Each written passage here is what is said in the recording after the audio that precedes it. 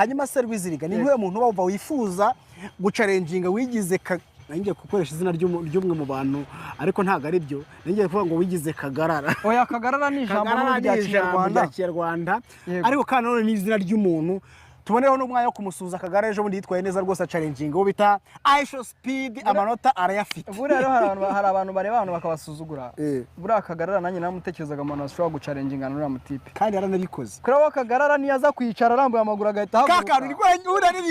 nari biteze ko agiye kumucereka ngo ati ngiye kwicara mpaguruke nakoze hasi karakantu konyine kari kumuzengeza urumva niya bigenza gutyo byari we bihagije binahuye nuko nanjye ubwanjye atari bubashe kunchalenginga uwo mutipe yego ntabwo byakunda kuko ubu ngo akanya turimo turakoresha fit 20 tugatera shock ikagenda igafata muri target ni ibintu bisanzwe cyane rero icyo twavuga cyo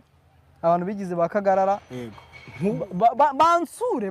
nkande watagende wawe ati wowe uzaza ndagutumiye aka kanya